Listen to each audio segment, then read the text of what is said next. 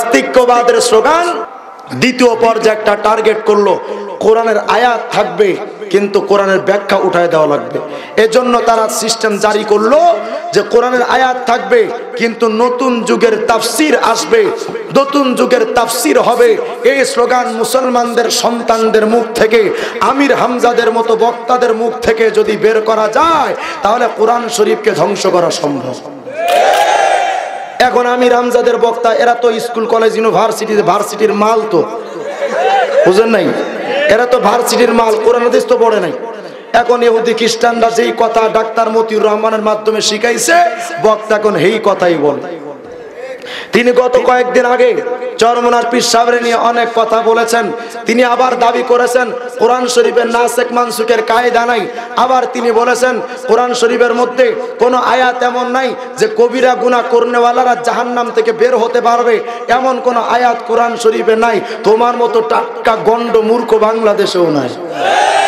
তুই বেটা ভার্সিটির মাল, তুই স্কুল কলেজে তুই চর্চা করবি, তুই কোরআন হাদিসের আলোচনা করস কি? আমার কথা হবে মুহাম্মদ আরবির কথা।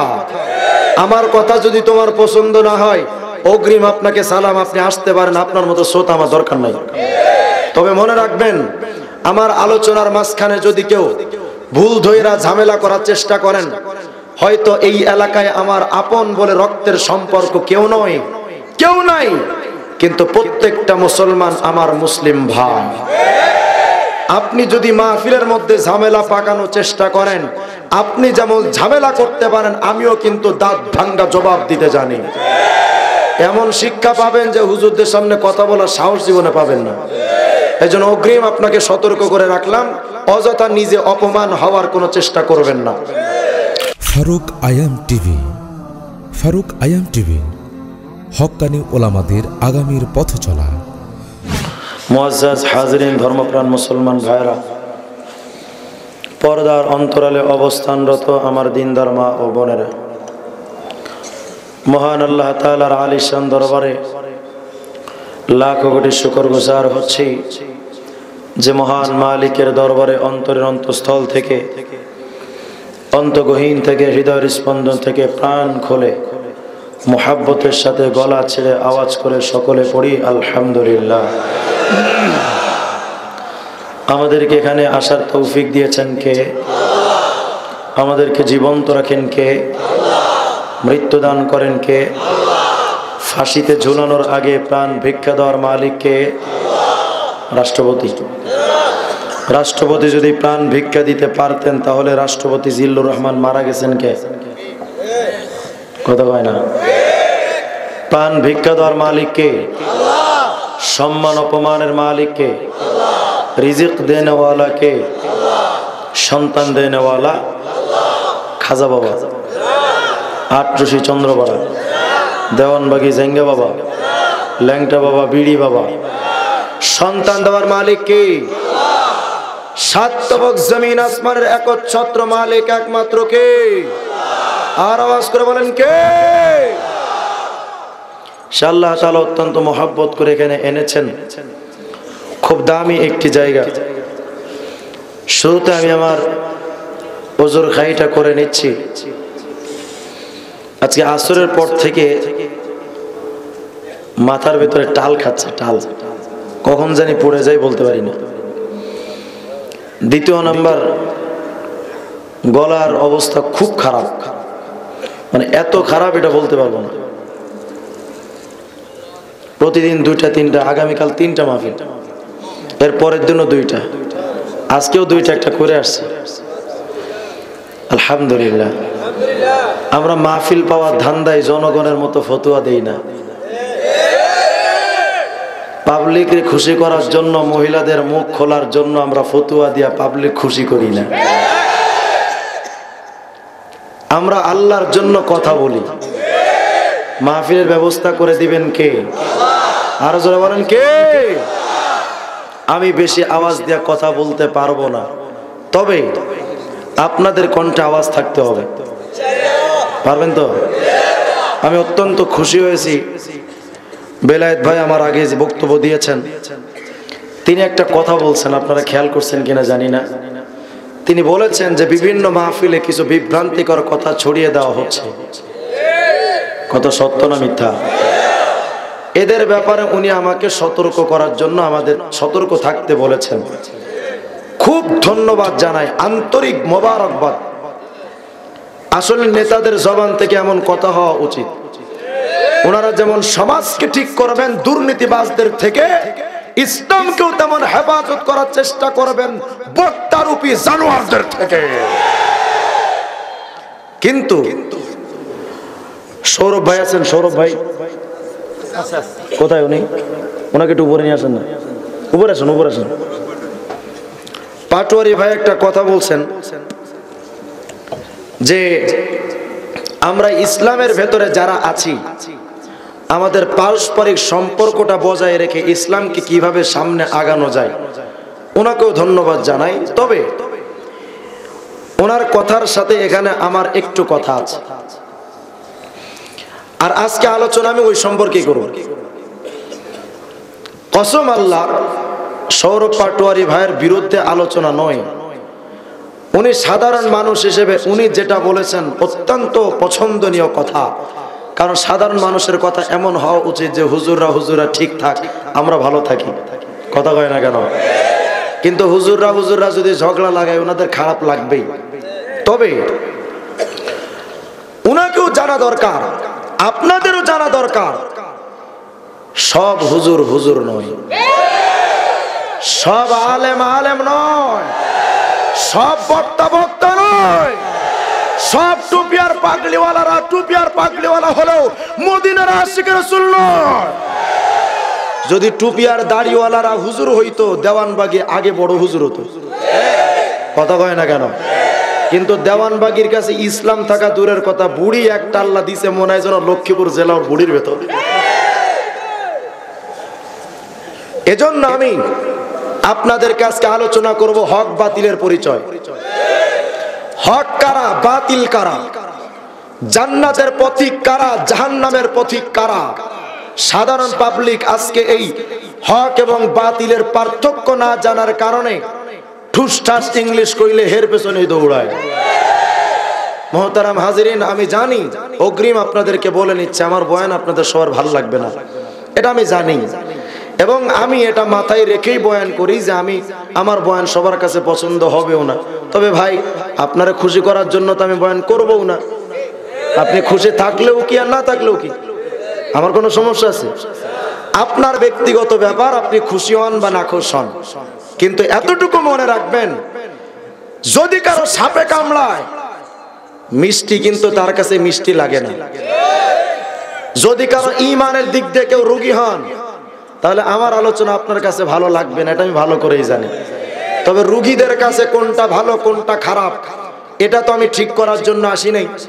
আমি যে কথাগুলো বলবো সে কথা আল্লাহ, আমার কথা হবে মোহাম্মদ আরবির কথা। আমার কথা যদি তোমার পছন্দ না হয় অগ্রিম আপনাকে সালাম, আপনি আসতে পারেন, আপনার মতো শ্রোতা আমার দরকার নাই। তবে মনে রাখবেন, আমার আলোচনার মাঝখানে যদি কেউ ভুল ধইরা ঝামেলা করার চেষ্টা করেন, হয়তো এই এলাকায় আমার আপন বলে রক্তের সম্পর্ক কেউ নাই, কিন্তু প্রত্যেকটা মুসলমান আমার মুসলিম ভাই। আপনি যদি মাহফিলের মধ্যে ঝামেলা পাকানোর চেষ্টা করেন, আপনি যেমন ঝামেলা করতে পারেন, আমিও কিন্তু দাঁত ভাঙ্গা জবাব দিতে জানি। এমন শিক্ষা পাবেন যে হুজুরদের সামনে কথা বলার সাহস জীবনে পাবেন না। এই জন্য অগ্রিম আপনাকে সতর্ক করে রাখলাম, অযথা নিজে অপমান হওয়ার কোনো চেষ্টা করবেন না। দ্বিতীয় নাম্বার কথা, সমাজের মধ্যে আমাদের এ ধরনের মাহফিলগুলোর গুরুত্ব দেওয়া দরকার। মাহফিলগুলোকে গুরুত্ব দিতে শিখেন। কারণ যে মাহফিলে আপনি বসে আছেন, আল্লামা সামারকান্দি রহমতুল্লাহ আলাইহি তানবিহুল গাফিলিন নামক কিতাবের মধ্যে বলেছেন, যখন তোমরা দ্বীনি মজলিসে আসবে আর বাড়ির দিকে শেষ করে ফিরে যাবে, আন্নাদা মুনাদিম মিনাস সামা, আসমান থেকে একজন ফেরেশতা ঘোষণা দিতে থাকেন, এই এতক্ষণ না তুমি দ্বীনি মজলিসে ছিলে, তুমি যখন বাড়ির দিকে ফিরে যাচ্ছ আল্লাহ পাক তো তোমাকে খালি হাতে ফিরিয়ে দিবেন না। কি দিবেন? এক নাম্বার পুরস্কার তোমার কদ গফরাল্লাহু যামবাক, তোমার জিন্দেগীর সব গুনাহ মাফ।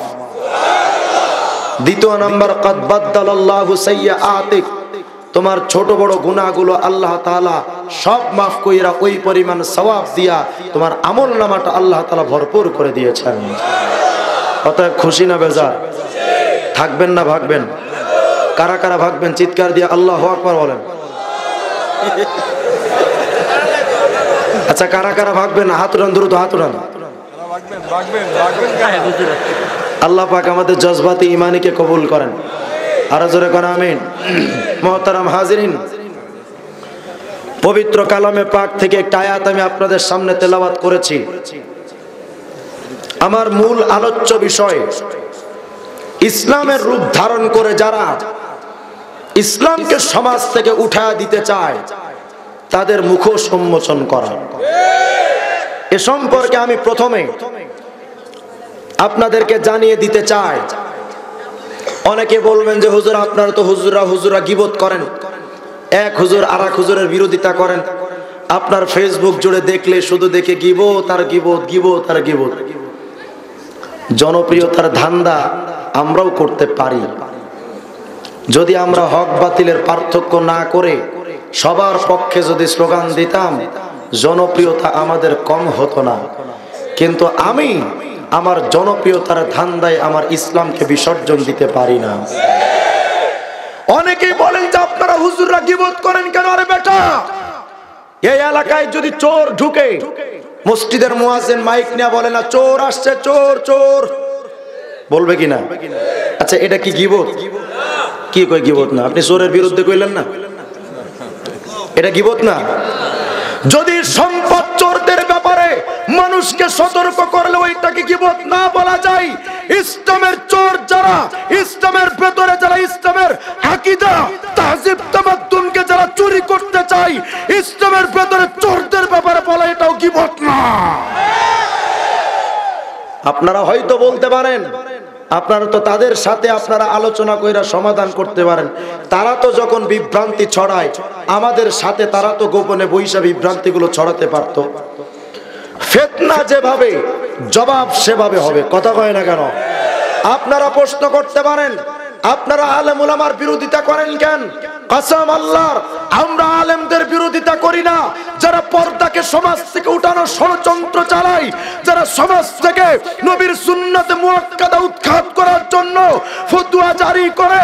এই সমাজের মধ্যে আমরা সেই বক্তাদের বিরোধিতা করি যারা সমাজের মধ্যে বড় বড় স্কলার সেজে ইসলামের 12টা বাজায়, তাদের বিরুদ্ধে কথা বলে। মুহতারাম হাজিরিন, আপনারা আমাকে পছন্দ করেন না করেন, হযরত আবু বকর সিদ্দিক যখন ইসলাম রাসূল যখন দুনিয়া থেকে চলে গেলেন, মুনকিরিনে যাকাত আসলো, মুনকিরিনে যাকাত এসে যাকাতকে যখন অস্বীকার করে দিল, হযরত আবু বকর সিদ্দিক বলেন আইয়ুনকাসুদ্দিন ওয়া আনা হাই, আমি আবু বকর সিদ্দিক জীবন্ত থাকব আর আমার সামনে ইসলামকে কটূক্তি করা হবে, ইসলামকে অবিশ্বাস্য করা হবে, ইসলামের বিধিবিধানকে রহিত করে দেওয়া হবে, ইসলামের বিধিবিধান নিয়ে হোলি খেলা হবে। যেই আবু বকর সিদ্দিক নরম মেজাজের মানুষ, সারাদিন উনারে পিটাইলেও কিছু কইবেন না, এমন নীরবের মানুষ ছিলেন। আবু বকর সিদ্দিকের মতো নরম মেজাজের মানুষ এই পৃথিবীতে আর কোন সাহাবায়ে কেরাম ছিলেন? সেই নরম মেজাজের মানুষ আবু বকর সিদ্দিক যখন ইসলামের ভেতরে ইসলাম বিদ্বেষীদের অনুপ্রবেশ যখন দেখলেন, যাকাতকে অস্বীকার করে দিয়েছে এক জাতি, আবু বকর সিদ্দিক বলেন আইয়ুনকাসুদ্দিন ওয়া আনা হাই, আমি আবু বকর সিদ্দিক জীবন্ত থাকব আর আমার সামনে ইসলামের বিধিবিধানকে উঠিয়ে দেওয়ার চেষ্টা চালানো হবে, এটা আমি আবু বকর সিদ্দিক বরদাস্ত করব না। সেই আবু বকরের কণ্ঠে কণ্ঠ মিলিয়ে আমরাও বলতে চাচ্ছি, তোমাদের ফতোয়ায় যদি নারীরা মুখ খুলতে বাধ্য হয়, তোমাদের ফতোয়ায় যদি মানুষগুলো সুন্নাত থেকে দূরে থাকতে চাই, তাহলে আমরাও তোমাদেরকে বরদাস্ত করব না।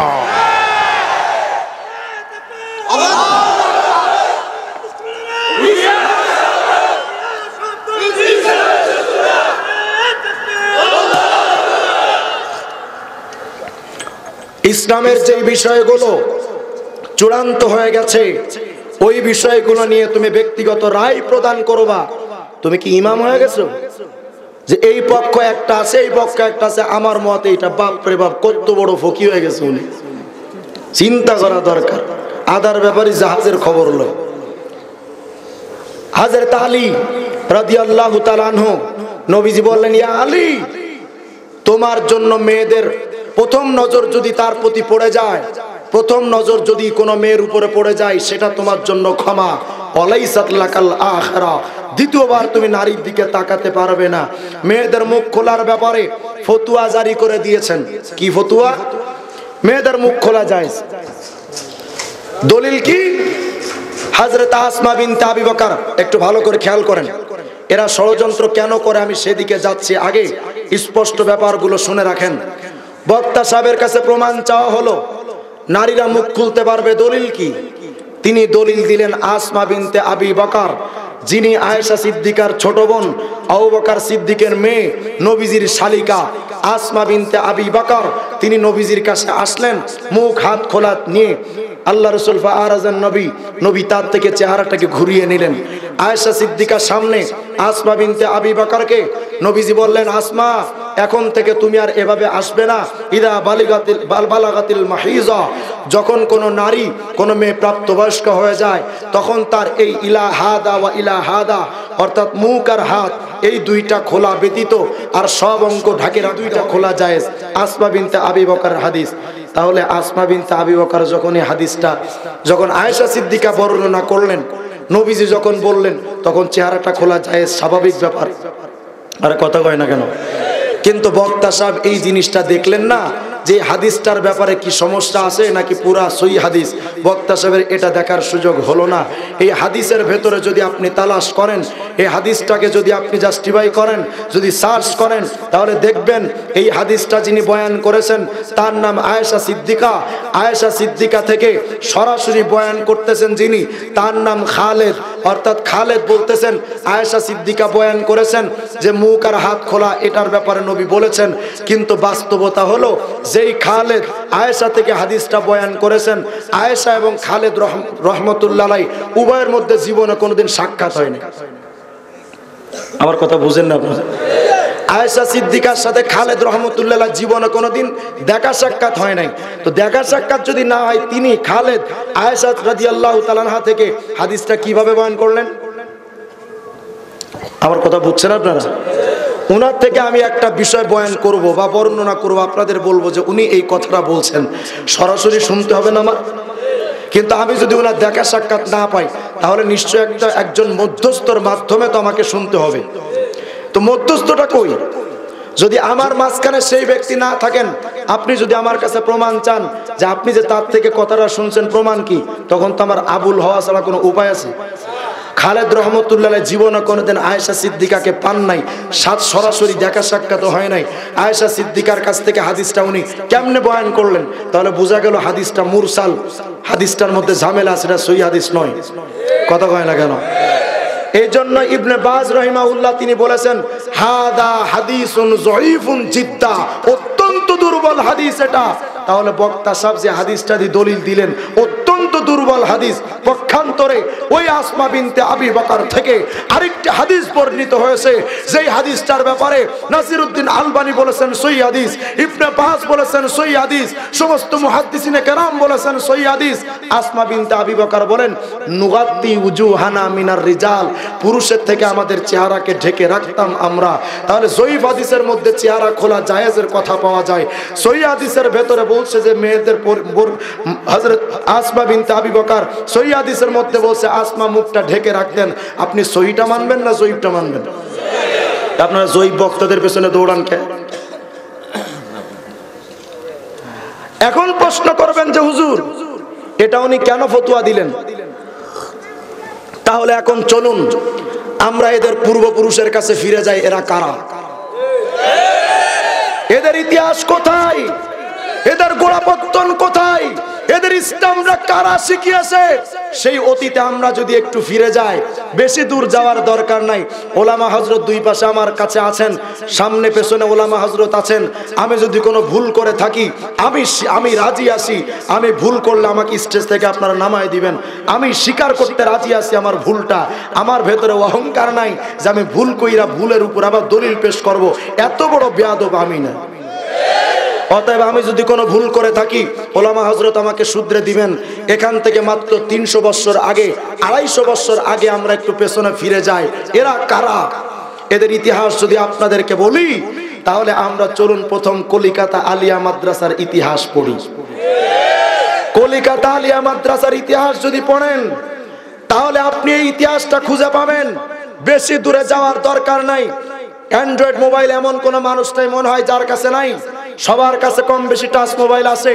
আপনি টাচ মোবাইলের গুগলের মধ্যে ঢুকেন, গুগলের মধ্যে ঢুকে শুধু কলিকাতা আলিয়া মাদ্রাসা লিখে সার্চ দেন, দেখবেন কলিকাতা আলিয়া মাদ্রাসার গোষ্ঠী সুদ্ধা সব চলে আসবে। এর মধ্যে নির্ভরযোগ্য তথ্য উইকিপিডিয়ার মধ্যে দেওয়া আছে। উইকিপিডিয়ার মধ্যে ঢুকবেন, দেখবেন যে সেখানে লেখা আছে কলিকাতা আলিয়া মাদ্রাসা যিনি প্রতিষ্ঠা করেছিলেন তার নাম ওয়ারেন হেস্টিংস, একজন গভর্নর পাক্কা খ্রিস্টান। এই পাক্কা খ্রিস্টান কলিকাতা আলিয়া মাদ্রাসা তৈরি করলো। এই কলিকাতা আলিয়া মাদ্রাসার ইতিহাস যদি বলি, পরপর 27 জন প্রিন্সিপাল ছিল খ্রিস্টান। ওরা যে ইসলাম শিখাইছে সেই ইসলাম তো নবীর ইসলাম। কার ইসলাম? খ্রিস্টানের ইসলাম। সেই ইসলাম কাদের ইসলাম? এখন চলেন তারা কি শিখাইছে।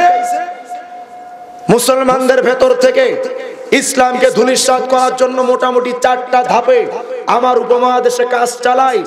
প্রথম ধাপ নাস্তিক্যবাদ, দ্বিতীয় ধাপ মডারেট ইসলাম এর প্রবক্তা, 3 নাম্বার ভণ্ডপীর, 4 নাম্বার হিজবুত তাওহীদ কাদিয়ানি এরা। এই মোটামুটি 4টা ধাপ দিয়ে আমার উপমহাদেশ থেকে ইসলামকে উঠিয়ে দেওয়ার জন্য গভীর থেকে গভীর ষড়যন্ত্র চলছে। যদি বলেন হুজুর এই ষড়যন্ত্র বুঝবো কেমনে, তাহলে চলেন আমরা প্রথম নাস্তিকদের স্লোগানগুলো শুনি। নাস্তিকদের 1 নাম্বার স্লোগান, মেয়েদের বোরকা লাগবে না। ভালো করে বুঝবেন, নাস্তিকদের প্রথম স্লোগান মেয়েদের বোরকার মধ্যে আবদ্ধ রাখা যাবে না। এজন্য তসলিমা নাসরিন দেশ থেকে দেশান্তরিত হয়েছে, কিন্তু কথা থেকে ফিরে আসে নাই। নাস্তিকদের দ্বিতীয় ধারা, নাস্তিকদের মধ্যে আরেকটা গ্রুপ আছে মুক্তমনা। ওরা কিন্তু সব নাস্তিক না। মুক্তমনা যারা, তারা ধর্মকে বিশ্বাস করে অনেকে, কিন্তু তাদের কথা হলো শুধু ইসলাম পালন করতে হবে এমন না, যে কোনো ধর্ম পালন করা যায়। এটা হলো আরেকটা ধারা। তাহলে নাস্তিকদের প্রথম কথা, সমাজে শরীয়ত প্রতিষ্ঠিত করা যাবে না, মেয়েদের বোরকা পরানো যাবে না, যে কোনো এক ধর্ম পালন করতে বাধ্য করা যাবে না। মোটামুটি এরপরে আগের যুগের ইসলাম এই যুগে চলবে না। এই 4-5টা স্লোগান দিয়ে নাস্তিক্যবাদ সমাজ থেকে ইসলামকে উঠায় দিতে চায়। কিন্তু সেই কথার সাথে আমার দেশের কিছু ইংলিশ মিডিয়াম বক্তারাও কথা কয়। যদি বলেন কেমনে, প্রথম ধারাটা বুঝেন।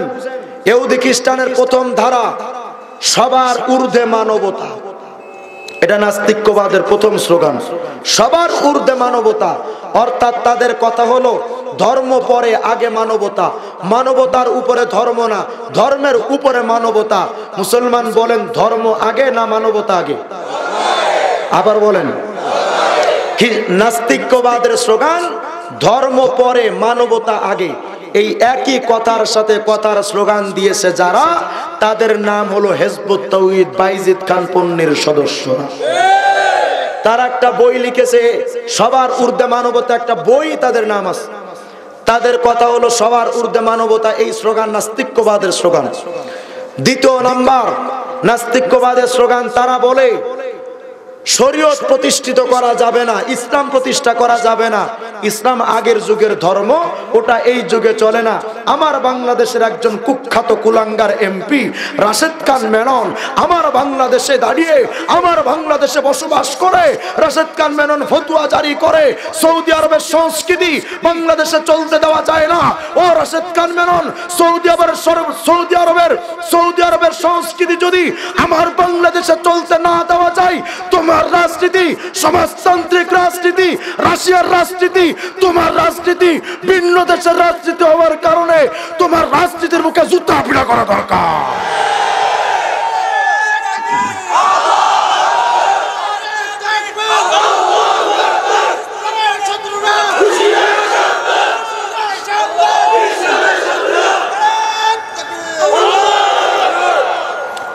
তাদের দাবি হলো ইসলাম অনেক আগের যুগের ধর্ম, ওটা এই যুগে আর চলে না। তোর গণতন্ত্র এতে ইসলামের কয়েকশো বছর আগে, গণতন্ত্রের পেছনে ছোটস্কা, তুই তো টাটকা মূর্খ। ইসলাম যদি পূর্বের যুগের ধর্ম হওয়ার কারণে ইসলাম যদি না চলে, গণতন্ত্রতে ইসলাম আসার কয়েকশো বছর আগে জন্ম নিছে, তুই গণতন্ত্রের পেছনে দৌড়াসকা, মানে কৃষ্ণ করলে কুরু কুরু, আমরা করলে মাকরু। নাস্তিক্যবাদের স্লোগান, আগের যুগের ধর্ম এই যুগে চলে না। আমার বাংলাদেশে ফাউন্ডেশন একটি সংগঠন আছে, এটার প্রতিষ্ঠাতা মতিউর রহমান ডাক্তার। ডাক্তারের কাজ তুই গ্যাস্ট্রিক রোগী দেখবি, তুই ইসলাম নিয়ে মাথা ঘামাস কেন? কথা কয় না কেন? কার পায়খানা পাতলা, কারটা কষা, এইগুলো তোর কাজ, তুই ইসলামের উপরে হাত দেস কে? তিনি আইসা একটা কথা বললেন, আগের যুগের তফসির চলবে না, নতুন যুগের তফসির আবিষ্কার করা লাগবে। এটা কেন বলেছে জানেন? নাস্তিক বেঈমান ইহুদি খ্রিস্টানরা দেখলো সরাসরি কোরআনের আয়াত অস্বীকার করা যাবে না, কোরআনের আয়াত সমাজ থেকে উঠানো যাবে না, কারণ বাংলাদেশের কোরআনের সব কপি যদি জ্বালায় দেই, পাকিস্তানের কোরআন আছে, সৌদি আরবের কোরআন আছে, বিশ্বের বুকে হাজার কোটি কোটি কোরআন শরীফ আছে, সব তো জ্বালায় দেওয়া সম্ভব না। যদিও জ্বালায় দেওয়া হয়, সব হাফেজ তো হত্যা করা সম্ভব না। অতএব কোরআনের আয়াত সমাজ থেকে উঠানো যাবে না। এজন্য তারা দ্বিতীয় পর্যায়ে একটা টার্গেট করলো, কোরআনের আয়াত থাকবে কিন্তু কোরআনের ব্যাখ্যা উঠায় দেওয়া লাগবে। এজন্য তারা সিস্টেম জারি করলো যে কোরআনের আয়াত থাকবে কিন্তু নতুন যুগের তাফসির আসবে, নতুন যুগের তাফসির হবে। এই স্লোগান মুসলমানদের সন্তানদের মুখ থেকে, আমির হামজাদের মতো বক্তাদের মুখ থেকে যদি বের করা যায়, তাহলে কোরআন শরীফকে ধ্বংস করা সম্ভব। এখন আমির হামজাদের বক্তা, এরা তো স্কুল কলেজ ইউনিভার্সিটিতে ভার্সিটির মাল, তো বুঝেন নাই? এরা তো ভার্সিটির মাল, কোরআন হাদিস তো পড়ে নাই। এখন ইহুদি খ্রিস্টানরা যেই কথা ডাক্তার মতিউর রহমানের মাধ্যমে শিখাইছে, বক্তা এখন এই কথাই বলে। তিনি গত কয়েকদিন আগে চরমনার পীর সাহেবের নিয়ে অনেক কথা বলেছেন। তিনি আবার দাবি করেছেন কোরআন শরীফের নাসেখ মানসুখের কায়দা নাই। আবার তিনি বলেছেন কোরআন শরীফের মধ্যে কোনো আয়াত এমন নাই যে কবিরা গুনাহ করনেওয়ালারা জাহান্নাম থেকে বের হতে পারবে, এমন কোন আয়াত কোরআন শরীফে নাই। তোমার মতো টাটকা গন্ড মূর্খ বাংলাদেশেও নাই। তুই বেটা ভার্সিটির মাল, তুই স্কুল কলেজে তুই চর্চা করবি, তুই কোরআন হাদিসের আলোচনা করস কি?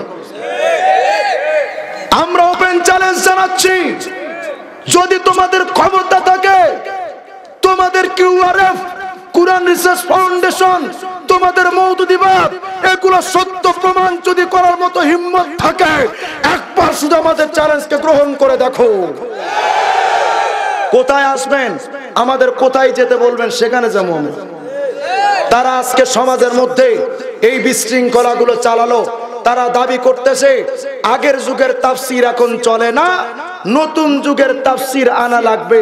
আরে বেটা, সমাজ অনুযায়ী ইসলাম পরিবর্তন হবে না, ইসলাম অনুযায়ী সমাজকে পরিবর্তন করা লাগবে। কিসের স্লোগান, কোথায় তোমরা টেনে দিচ্ছ? তাহলে বুঝাতে চেয়েছিলাম ইহুদি খ্রিস্টান নাস্তিক্যবাদের কথা, আগের যুগের ইসলাম চলবে না, সেই কথার সাথে কিউআরএফ, কোরআন রিসার্চ ফাউন্ডেশন এবং এই মডারেট বক্তারা একই লগে কথা কয়। ইহুদি খ্রিস্টান নাস্তিক্যবাদের ৩ নাম্বার ধারা, তারা বলে নারীদের পর্দা মানবাধিকার লঙ্ঘন। এখান থেকে এই স্লোগানটা আসছে। এই স্লোগানের সাথে বাংলাদেশের সব বাতিল একমত। যদি বলেন হুজুর কারা কারা, বন্ড পীররা কয় মনের পর্দা বড় পর্দা, সামনের পর্দা উঠার। এই স্লোগান নাস্তিকদের বোরকা বিরোধী কথা। পার্থক্য আছে কোনো? আর কথা হয় না কেন? আমি আপনাদের ষড়যন্ত্রের জায়গাগুলো, বাস্তবতাগুলো দেখাচ্ছি চোখে আঙ্গুল দিয়া, খুব মনোযোগ সহকারে বুঝবেন। তাহলে নাস্তিক্যবাদের কথা নারীদের বোরকার মধ্যে রাখা যাবে না, এই কথার সাথে মনের পর্দা বড় পর্দা, সামনের পর্দা উঠারে, এই কথা বলে যেই সমস্ত পীররা স্লোগান দেয়, এরাও মূলত নাস্তিক্যবাদের প্রেতাত্মা। এবং এদের কথার সাথে হিজবুত তাওহীদ আজকে স্লোগান দিয়েছে বোরকা এটা শয়তানের আবিষ্কার। হিজবুত তাওহীদ ওই নাস্তিক্যবাদের প্রেতাত্মা। এরপরে এসে আমার বাংলাদেশের মডারেট কিছু বক্তারা ফতোয়া জারি করলেন একটু ঘুরায়া, যে মুখটা খোলা যায়।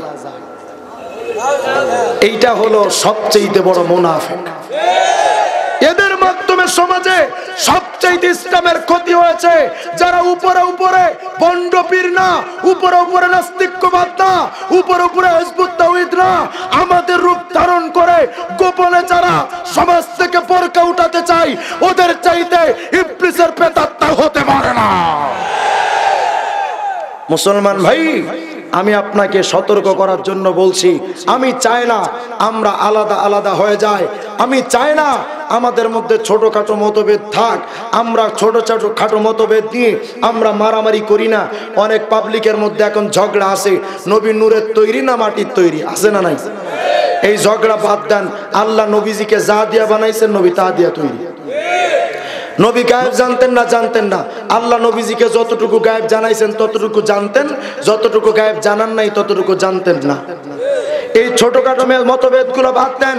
ও মুসলমান, এখন তো মুসলমানদের ছোটখাটো বিষয় নিয়ে মারামারি করার সুযোগ এখন নাই। এখন মুসলমানদের সময় হলো সমস্ত ভেদাভেদ গুলো, ছোটখাটো ভেদাভেদ গুলো ভুলে গিয়ে যারা সমাজে সুন্নাতের বিরুদ্ধে কথা বলে, পর্দার বিরুদ্ধে কথা বলে, রাসূলের ইজ্জতের উপরে যারা হাত দেয়, এখন মুসলমানের সময় হলো ঐক্যবদ্ধ হয়ে নাস্তিক্যবাদের পিঠের চামড়া তুলে দেওয়া।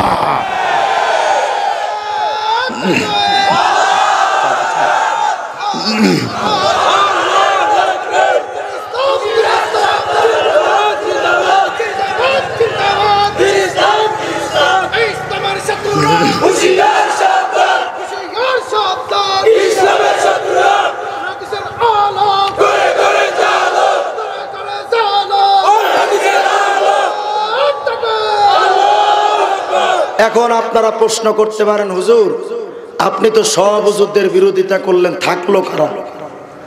তাহলে এখন শুনেন, কোন হুজুরকে মানবেন, কোন হুজুরকে মানবেন না, কোন পীরের কাছে মুরিদ হবেন, কোন পীরের কাছে মুরিদ হবেন না, এই সিদ্ধান্ত আমি রিজওয়ান রফিকি যদি দেই, আমি কওমের সন্তান, আলিয়ার ভাই হয়তো আমার কথা মানবা না, আমি আহলে সুন্নাত ওয়াল জামাতের হয়তো সুন্নি বা ওয়াহাবির আমার কথা মানবা না, আমি মাযহাবি লা মাযহাবি ভাই হয়তো তুমি আমার কথা মানবা না, কিন্তু কোন হুজুরকে মানবেন, কার কাছে গেলে আল্লাহর মহব্বত পাবেন, এই কথা যদি সরাসরি আল্লাহ পাক জানান তাহলে তো অস্বীকার করবেন না।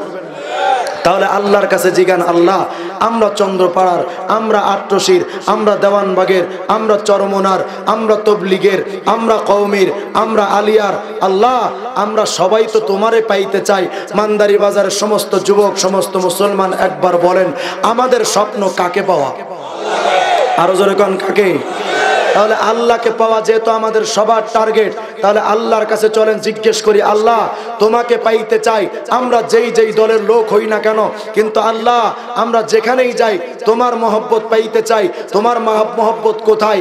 আট্রসিতে, চরমনাই, নানুপুরে, তবলিগে, কোথায় তোমার মহব্বত পাবো? আল্লাহ তুমি বলে দাও।